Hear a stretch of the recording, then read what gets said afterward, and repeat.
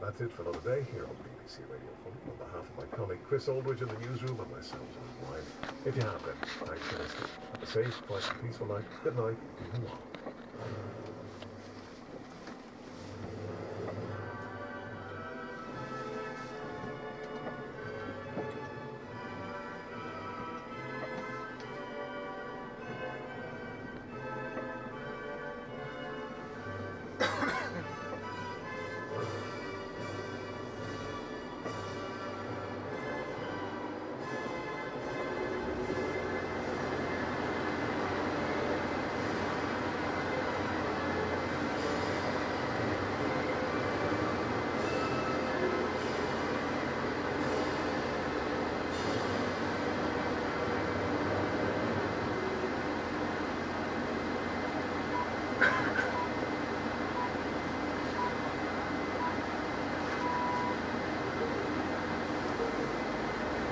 Coming up, the show that goes through the sites behind the news. In this week's Unexpected Elements, we couldn't help but notice a certain day when humans show their love for their fellow humans. And no, we're not talking about Valentine's Day. We are instead focused on Random Acts of Kindness Day, 17th of February, 15 points away. Expect tales of kindness from the animal kingdom with the ultimate maternal sacrifice, and we also bring you tales of randomness, just how are lightning and lava lamps involved in the quest for a truly random number. We also hear about tech helping archaeologists to discover lost worlds, the maths that might help benefit your love life, and I received my own act of kindness, a surprise trip to a lab to meet the most extraordinary creatures on the planet. That's and more coming up on Unexpected Elements after this.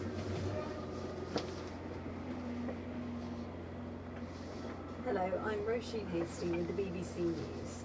President Biden has blamed the US Congress for the fall of the Ukrainian town of Avdiivka to Russian forces. After a phone call with Volodymyr Zelensky, Mr. Biden said inaction by Washington had left Ukraine's troops without enough ammunition. He urged American politicians to pass the latest package of military aid for Kyiv, which has been blocked by Republicans. I spoke with Zelensky to let him know that I was confident we're going to get that money and keep that country from being overrun by Russia. And there's so much at stake. I learned, I watched the television tonight, and one of the other Republican candidates saying, I've never explained to the American people why NATO is so important. NATO is critical to our survival. The British government has announced an 18-month extension to a visa scheme allowing Ukrainian passport holders to stay in the UK. The programme was due to end early next year. Almost 300,000 Ukrainians have been given the right to work, to access work benefits, healthcare and education in Britain since the Russian invasion in 2022.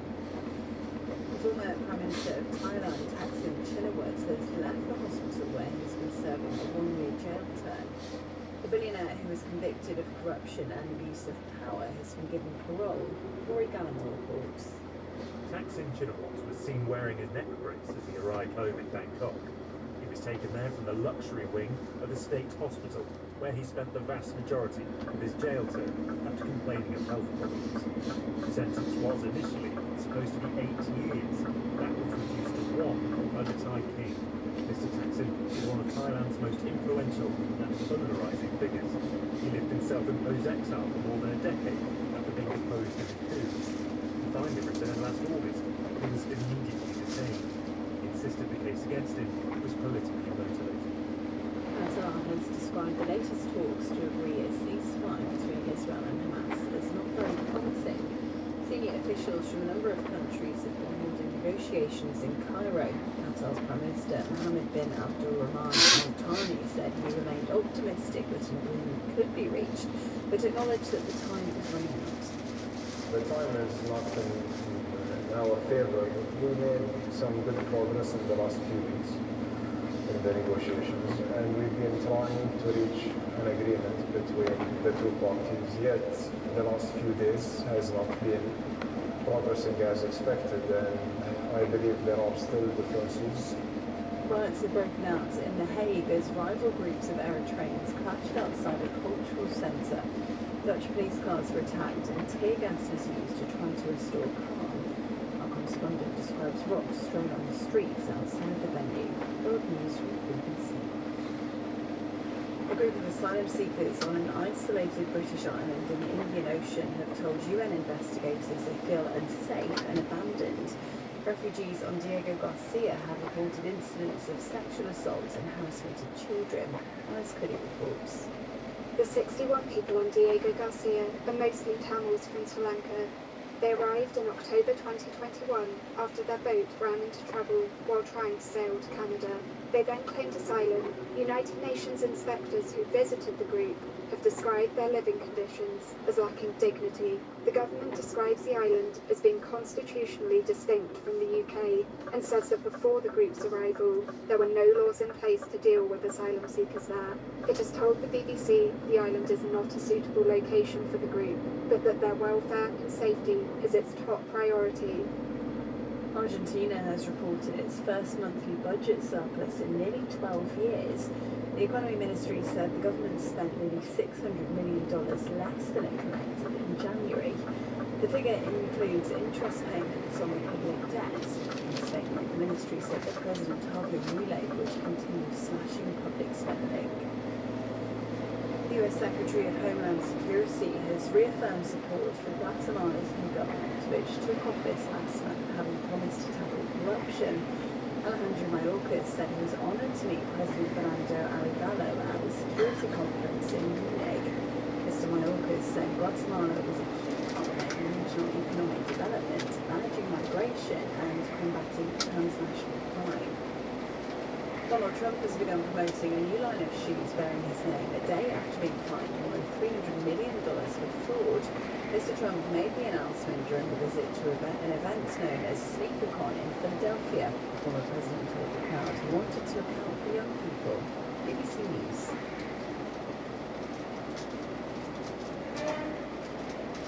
Last week was a big deal for football fans. Whether you're a follower of the African Cup of Nations, the Asian Cup, or the American version of football called the Super Bowl. Although there's much joy for fans of Qatar, Ivory Coast, or the Kansas City Chiefs, including all the new fans who mainly joined for the love of Taylor Swift, spare a thought for the heartbreak for fans of Nigeria, Jordan, and the San Francisco 49ers. So close, so hopeful, yet victory wasn't to be. It makes me think of that great line from Liverpool manager Bill Shankly.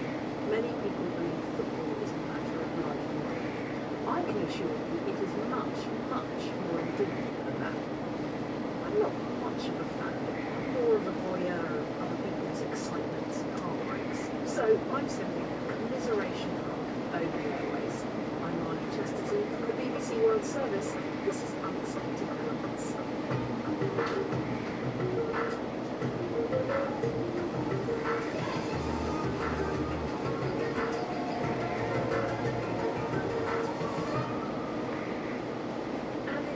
To introduce today's Unexpected Elements team. In Bucharest, Romania, technology journalist Andrada Prescutian. Hello. Buona Moni. And in New York City, but representing Brazil, we have Camilla Mota. Hey Camilla. Oi, Marnie. Wait, Camilla, did you get sucked into the national hype around the Super Bowl? I did. It was hard not to.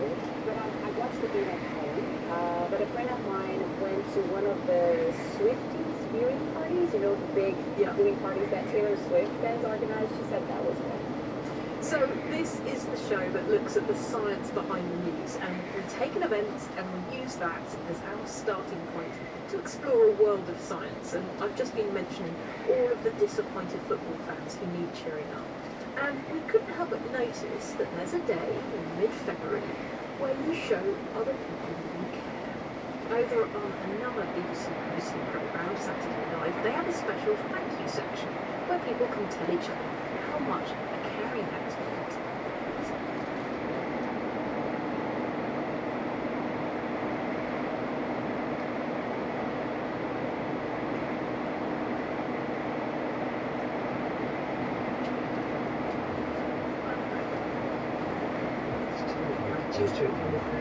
So it was just a small kindness. But he didn't give up on me, and I shall always, always be grateful to him for that. Yeah, Valentine's Day normally gets all the limelight, but here on Unexpected Elements, our attention was drawn to a later calendar date. The 17th of February is Random Acts of Kindness Day. The Random Acts of Kindness Foundation was started in the 1990s, but the first day was 20 years ago in New Zealand.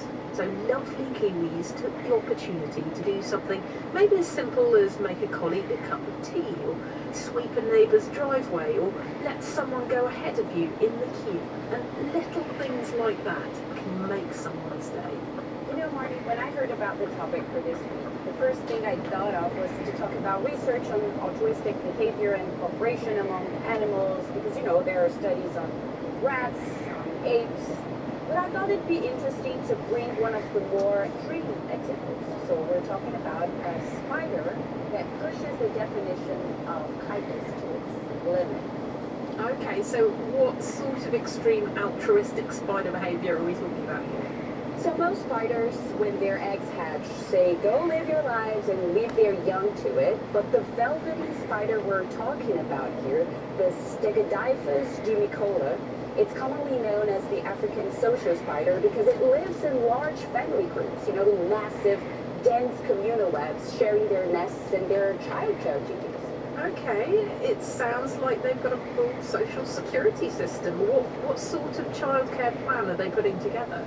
Well, it's one with a difference. It all starts off a bit like feeding them with milk. When the eggs hatch, the mother starts producing this nourishing fluid to regurgitate back to the offspring. They do that for weeks, and it takes everything they have. And when I say everything they have, I say it quite literally. The process is so consuming, so intense, that she's barely alive at the end. And at this point, the little spiders crawl on top of her and eat her alive. And the fancy word for that is metrophagy. Sorry, she lets her baby spiders crawl over her and eat her. It was all sounding really lovely and communal up till that point. Talk about mother sacrifice. And what are the males doing whilst all this is going on? Oh, you know, the males, they mate, and that's pretty much all they do. And they don't stick around for long. They die less than a month after breeding.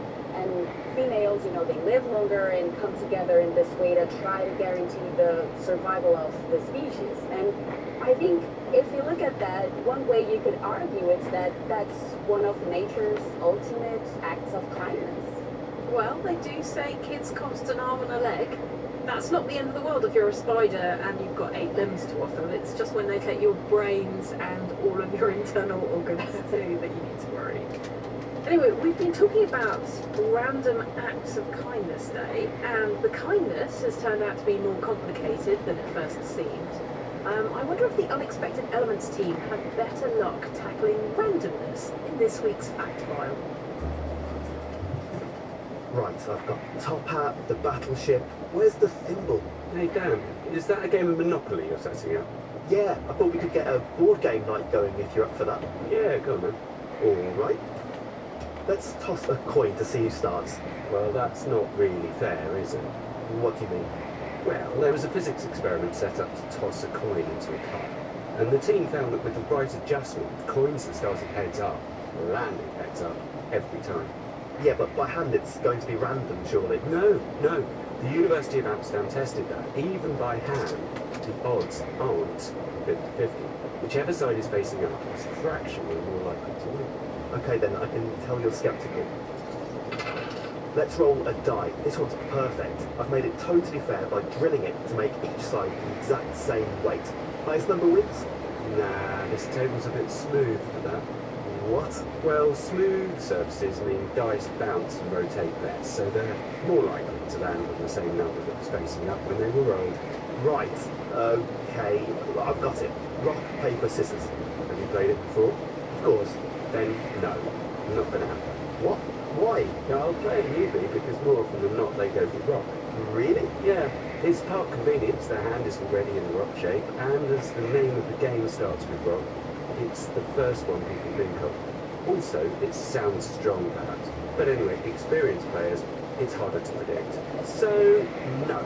All right, Alex, fine. You know what? You win. This was fun. Can we do it again next week? As Dan and Alex have been finding out, it's not the easiest thing to create a truly random outcome. It's something you might think technology could easily solve, but actually that hasn't been the case at all. Computers can do a lot of things. They've sent people to the moon, they've defeated chess grandmasters, and yet they can't even generate a random number. I mean, 8. There you go, that's random. Andromeda, why was that so difficult for a computer to do? So creating random numbers is really hard for computers because they were designed to do exactly what we tell them to do. So nothing more, nothing less. They were built to follow our rules. So no random behavior was allowed.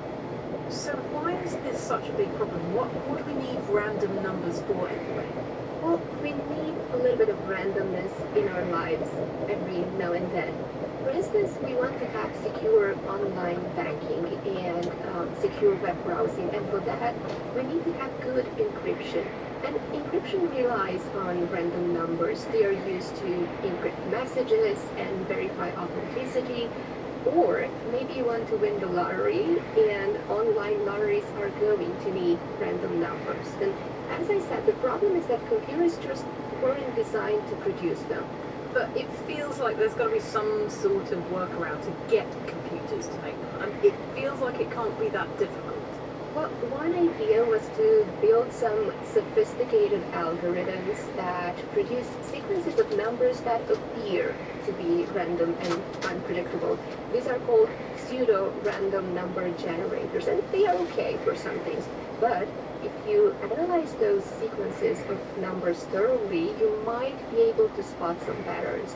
And you wouldn't want that to happen if you want, for instance, secure online transactions, or you're organizing a lottery drawing, right? Right, because if you're saying that there are certain lottery number combinations that might be more likely to win, then maybe I could find that out, and maybe I want to assemble a team and break the bank. Or have scientists already cracked random numbers? Engineers and computer scientists have had a lot of fun trying to solve this. One of the first machines to generate truly random numbers was called ERNIE. That's short for Electronic Random Number Indicator Equipment, and it was built in the late 1950s in the UK for a government lottery bond. It was connected to a series of neon tubes, and when we switch on a neon tube, the gas particles inside become electrified, and they move erratically in all directions. If we insert a metal plate inside the tube, some of these particles will collide with it at random and will create electrical impulses that can be counted, and that's how ERNIE generated random numbers. So they found a way to generate random numbers from the physical world. Yeah, and there are a lot of creative ways to do that. There's a website called random.org, and it also has an interesting story. It was built by a computer scientist called Mads Farr and his friends in the late 1990s. And back then they were trying to create an online gambling website, and of course for that they needed a way to generate random numbers. They had the idea of using atmospheric noise for that, which is, for the most part, radio noise caused by lightning discharges during thunderstorms. There's no predictable pattern to it, so it can be used to generate completely random numbers. So Hart and his friends went to a store and asked for the cheapest radio available there because they needed one that didn't feature a noise filter. They found the worst radio at the store that cost about $10, and they tested it and started jumping up and down when they heard the radio static. And they used that radio to make random numbers. It's so bizarre, a random way of making random numbers. Exactly, and it might not be the most random though. How about lava lamps? There was a project where engineers pointed a digital camera at a lava lamp and took pictures of the floating blobs unpredictably moving around, and then they converted those images into numbers. And there's now a web security company in San Francisco that has a big wall of red and green lava lamps in its office, and they use that to generate random numbers in this way. So we could say that lava lamps help encrypt a decent chunk of the world's web traffic today. Wow, what extraordinary secret. Thank you, Andrade. More randomness still to come, this time the kind in the world of engineering. After this. Hello, it's Quizman Dan here, back to put your science knowledge to the test in our Unexpected Elements quiz question. This week we're going to take a look at some interestingly named birds. There's a long history of naming birds after the sounds they make, something known as imitative naming. So what we want to know is which of these birds isn't named after the sound of their call. Is it A, the bobwhite, B, the hamerkop, or C, the whippoorwill? So that's which of these species of birds is not named after the distinctive sound of their call? A, the bobwhite, B, the hamerkop, or C, the whippoorwill? If you're not sure, then don't worry, you've still got plenty of time to get in touch with your inner bird watcher. Have a think about it, and we'll be back a little later in the programme to reveal the answer.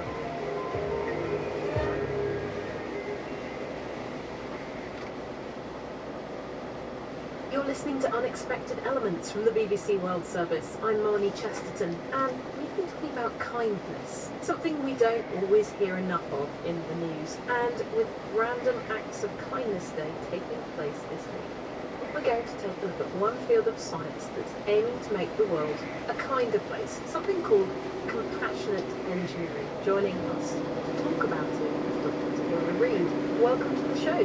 Thank you for having me. Tahira, whereabouts in the world are you? I am currently in State College, Pennsylvania. I'm a professor here at Pennsylvania State University in University Park in the Mechanical Engineering Department as well as the Engineering Design Department. Now, engineering and compassion aren't two words that I'd naturally put together. How does your work connect to making the world a bit kinder? Well, the work that I've done is actually called compassionate design. The goal of that work is to help engineers, as they're doing design, think about sort of the people who they're designing for, particularly the person's sense of dignity, the degree to which they're empowered, and the sense of security that individuals feel when they are interacting or experiencing a product or some type of artifact that the engineer or designer created. I was wondering if there was a moment that started all of this off for you. Yes, absolutely. So this moment started in an interesting place. I was at a workshop in Washington, D.C. I was a postdoctoral fellow at Iowa State University at the time, but there was a woman that happened to be at my table just talking about things that she does outside of her work, and she said that she volunteers and counsels breast cancer survivors. And she happened to make a comment about one of them saying anytime they went to get a mammogram, they would sort of say something like, it's me against this machine. It just stood out to me, and it just made me think and wonder, like, boy, could we do better to make and design things so that people don't have to feel that way? I've had a few goes on the mammogram machine, and I would concur that there's definitely room for improvement. Oh yeah, so it's funny because at the time I was not old enough to have mammograms, and so I only knew this sort of theoretically, and then I crossed the 40 mark and I started getting those, and I'm like, oh yeah, this is not. This really could use some improvement, and actually you find that in the medical field, there's quite a few things that could be improved. I think folks are just trying to keep you alive. They don't care about comfort. We want to find cancer and deal with that. But still, couldn't we do better? I mean, shouldn't we try to do better? So with the example of the mammogram device, is there a way of doing it differently? Right, so the question, in order to explore an answer to that, is what's the current state of the art? Is there technology that, let's say, could just be put into a bra. Now, I haven't looked into whether or not there's new advances in doing mammograms that are non-traditional, right? Because the traditional ones, it's that machine, you got to push yourself up against it and get squeezed down. And yeah, it basically wants your breast to be kind of flat between two plates. And yes, if anyone's ever seen a breast, that's not how they work. Right, exactly. And depending on how much you got up there, I can just imagine how much more pressure they have to apply, because their goal is to get it as flat as possible before it actually injures you. I mean, really. But that's the question. Is there a way that we can still achieve this without it having to be, you know, all this pressure being squeezed between plates? I've done a lot of mammograms in my life because my mom had breast cancer, and I've been doing it since a really young age, and it's really interesting because whenever I'm in there doing the mammogram, nurses are always like, I'm really sorry, my dear, this is so uncomfortable. If only this machine was designed by a woman, I bet this was designed by a man. We will be in much better shape. Yeah, it happens all the time. I believe it. I've heard similar comments about things that you have to wonder about who was on the design team. I think if you call people to the table to think about it, then they'll think about it. Yeah. You know, you're not seeing anyone talk about these things.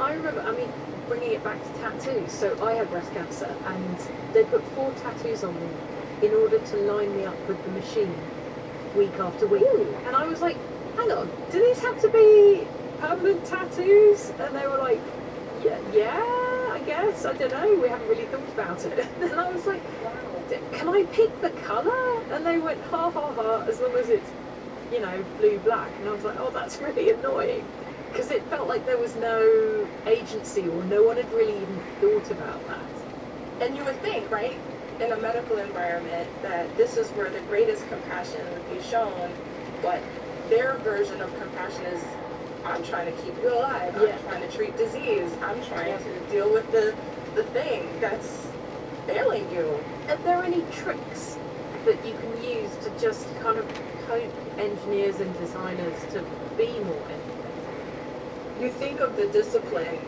I mean, gosh, if you go into Google and do Google images, it makes us look like all we care about are gears and pumps. And yes, we're trained to know how to solve problems a certain way, but it's still humans. There's still humans behind these decisions and processes that do care about people and do things to help others and really think about humanity.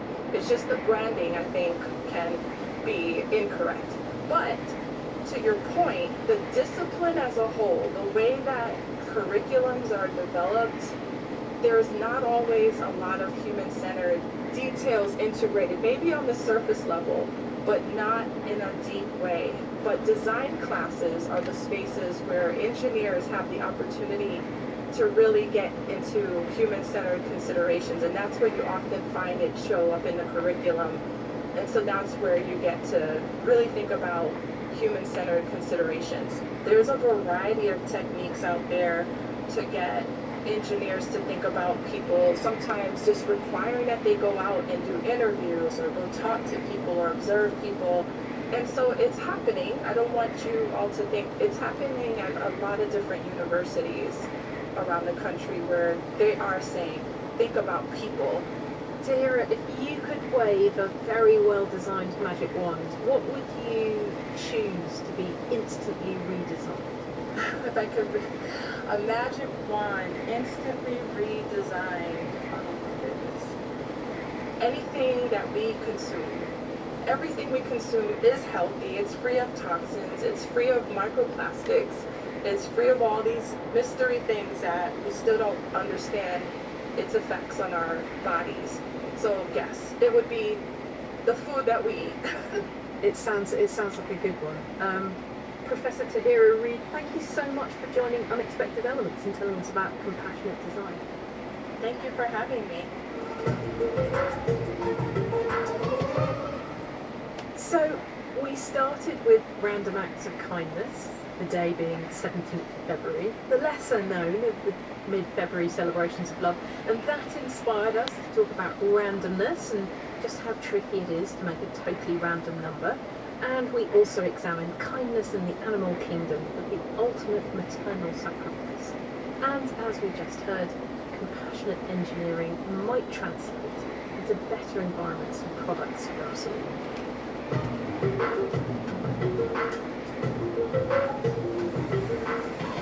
Still to come on the show, not just a lost city, but a whole valley of them.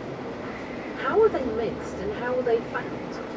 Plus, the maths of a successful love life, and I get a special surprise and a random act of kindness from the Unexpected Elements team. That's after the break.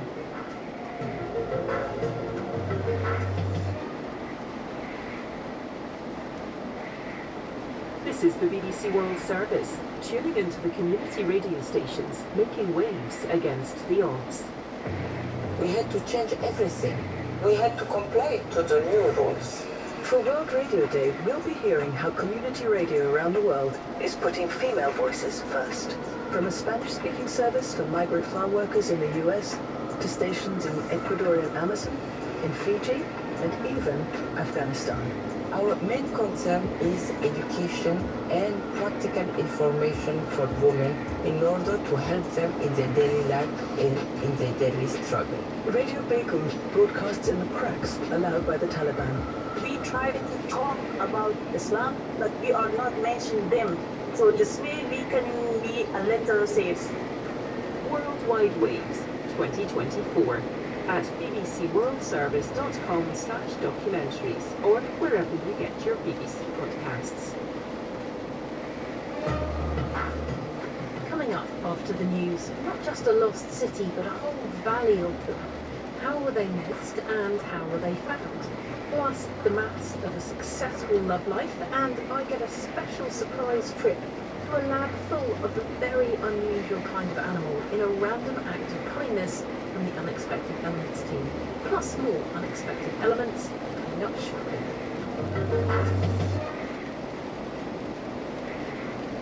BBC News with David Harper. President Biden has blamed inaction by US politicians for the fall of the Ukrainian town of Avdiivka to Russian forces. Mr. Biden said Ukraine's troops had been left without enough ammunition. He called on American politicians to pass the latest package of military aid for Kiev.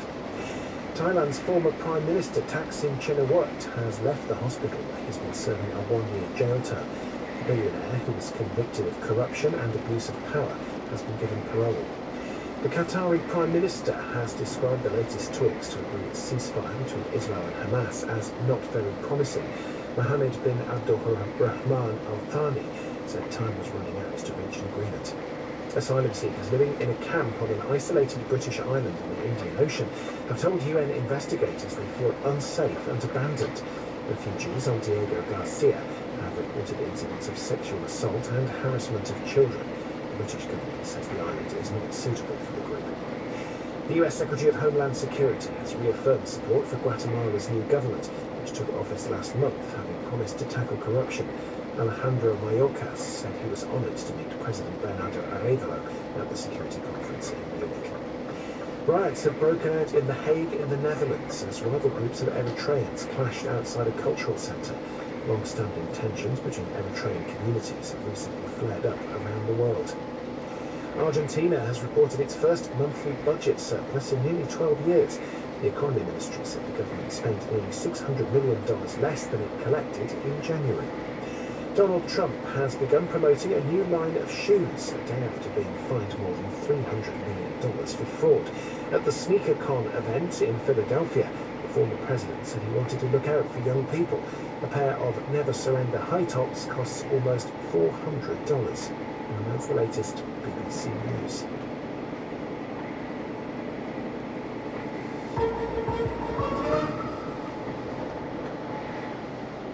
This is Unexpected Elements from the BBC World Service, the show that searches for the science behind the news stories making the headlines around the world.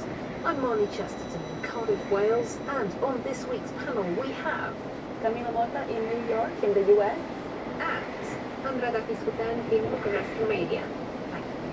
So now it's time for a story that's gone undetected in much of the mainstream media but needs to be heard.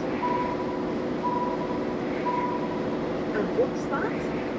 It's under the radar. Camilla, what have you got for us? I'm taking the idea of an under the radar story very literally. This is a story about a modern type of radar that's made an astonishing discovery by finding not one lost city, but a whole valley of lost cities in eastern Ecuador in South America, in an area of the Amazon forest near the Andes Mountains. That sounds like something from an Indiana Jones film. What are these lost cities like? Doesn't it? Well, they're pretty big. It's thought around 10,000 people live there, but that number could be as high as 50,000 or even 30,000 when the place was at its peak. And the scanning technology discovered a complex network of roads, some stretching for 10, 20 kilometers, and cities with whole neighbor farms and even some monument buildings. So pretty advanced cities. How old are we talking?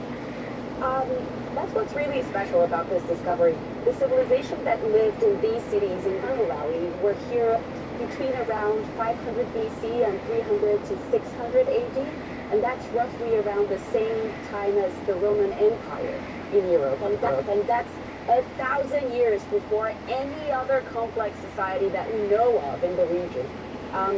Maybe you've heard of Machu Picchu in Peru, honey? Have you been there? Yep, I did the 4-day Inca Trail to get there from Cusco. It's completely amazing, highly recommended. How many other people were doing it when you were doing it? 5 or 6. Oh, We're a small group. That's not bad. Because you arrive at 5 a.m. just before all the tourists get there with the train. So if you're willing to walk for 5 days in the middle of the Andes Mountains, you can get to Machu Picchu before everyone else. Top tourist tips here on Yes. Unexpected Back to the Science. So that's right. So why do you mention Machu Picchu? Okay, so Machu Picchu was built in the 15th century. So to think that this is so much earlier than that is amazing. And it changes what we know about ancient civilizations in the Amazon, in South America.